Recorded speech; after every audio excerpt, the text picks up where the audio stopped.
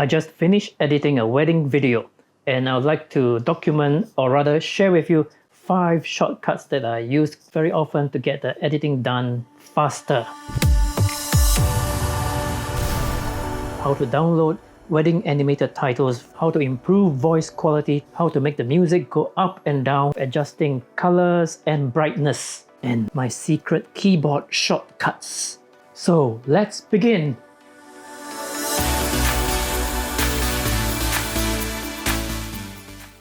Number 1, how to download wedding animated titles very quickly. Go to the top row of workspace selection, select Graphics Workspace. You will see the Essential Graphics panel on the right hand side. If you do not see this, go to the main menu, select Window, Workspaces, and choose Reset to Saved Layout. That will bring us to the same layout. Inside the Essential Graphics panel, select Adobe Stock. You will now see a selection of beautiful animated graphics. We are looking for wedding titles, so go to the search box inside Essential Graphics and type in wedding. Then click enter. You'll now see a selection of wedding animated titles. Okay, I'm going to increase the size of Essential Graphics so we can see more of them. If you look closely, there is a little icon on each thumbnail on the top left hand corner with a $sign. So this is classified as premium. So if you want to buy, just click on it and buy. But let's say if you want the free animated titles, just select free. Okay, in fact, I only have 4. I wonder how many you have. Let me know in the comment section. All I have to do is drag and drop into the timeline, and then it will start downloading from their server. Now let me close the Essential Graphics panel so you can see the preview monitor.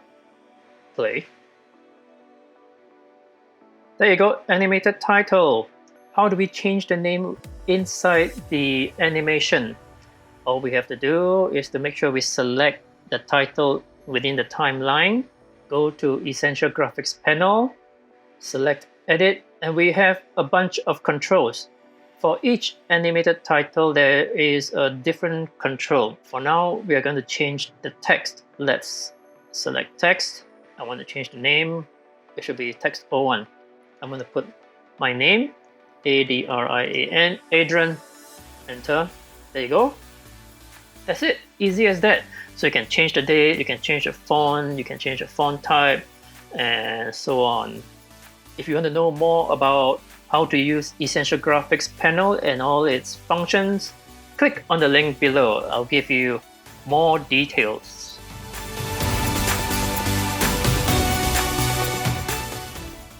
Number 2, how to improve voice quality to sound like podcast. Select Audio Workspace. What we are looking for is the Essential Sound panel. Ensure the clip with the voice is selected.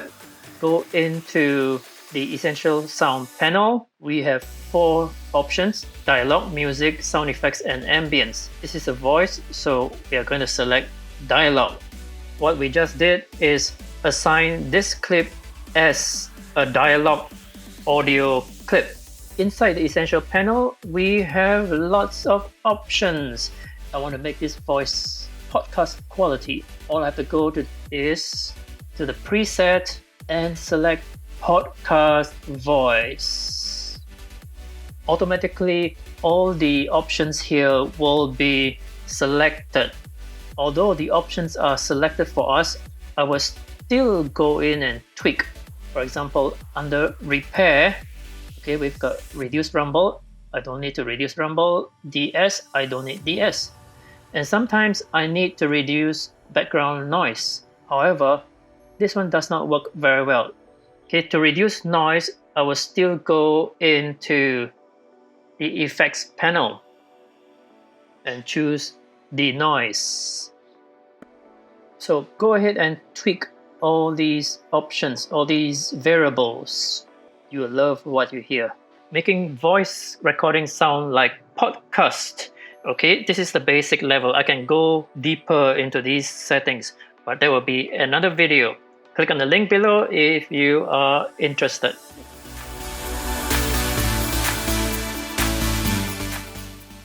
Number 3, how to make the music go up and down when someone is speaking in less than 1 second.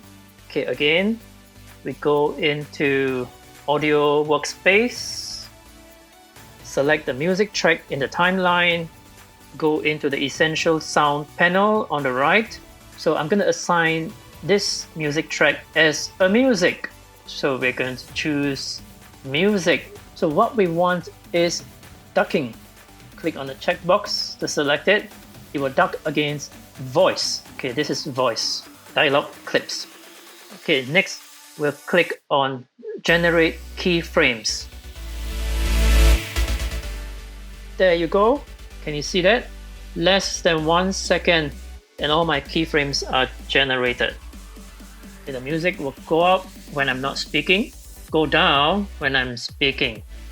Okay, so it goes up. Even a tiny space like that goes up for a while. I speak, then goes up again. Go ahead, go to your Premiere Pro and try it. And if you don't have Premiere Pro, go ahead and buy it. Okay, it really makes our video editing process faster. Do you like it? Leave your comments below.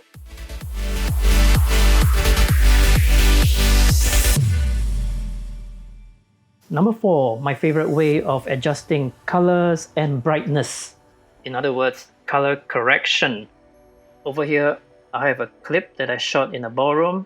It's a bit yellowy and I want to color correct it. Let's go into color workspace from the top. On the right hand side, we'll see Lumetri color panel. There's lots of color correction options to choose. Let me show you the ones that I use most often.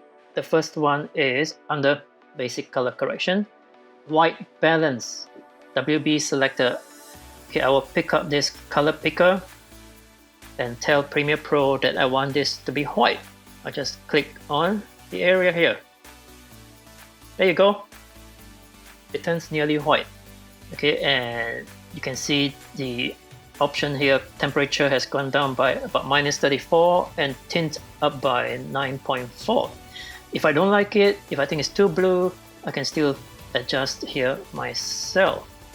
The next thing that I use very often is exposure. If it's overexposed, I'll bring it down. If it's underexposed, I bring it up. The third thing I use most often is shadows. Okay, let's say I bring the exposure down and I bring the shadows up, so that will enhance the darker areas. The darker areas will look brighter. But how do I know if I got the right exposure? Okay, that will bring me to the next item. Under this left hand panel, I'll turn on Lumetri scopes. Okay, I right click on the blank space. I have my vector scope and my waveform RGB. So most of the time I use my vector scope. I'm going to adjust the exposure on the right hand side now and notice the vector scope change. Okay, I'm going to bring it up. Okay, when it's overexposed, you'll see most of the colors go beyond 100. So when I see that in my footage, I will go to the Lumetri color panel and lower the exposure and make sure they are all below 100. Okay, something like that. Now sometimes in a darker place, I will have lower exposure. Not too good, picture looks dark. And then I will go to exposure and raise it up so that it's nearly 100. Not exactly 100, but just nearly 100. So this is how I tell whether the exposure is right or not. We cannot rely on our eyes. We have to rely on the scope, Lumetri scope. Do you like it? Again, leave your answer in the comments below.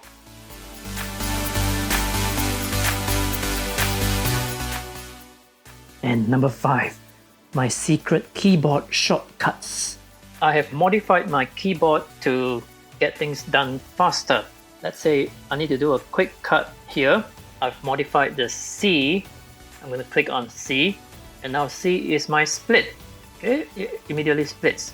And if I want to get rid of this piece of clip here, I've modified my X on the keyboard to be a ripple delete. Let me press X now. That's it, ripple delete. Okay, let me do a demo again. Let's say I want to remove this portion. I press C, and this is the portion I don't want. I press X. You see how it ripples delete very quickly? The next keyboard shortcut that I like. Let's say I want to trim this off. I press the command key. Press and hold the command key and move my cursor till it turns yellow, and I drag inwards to trim. This will create a ripple action as well.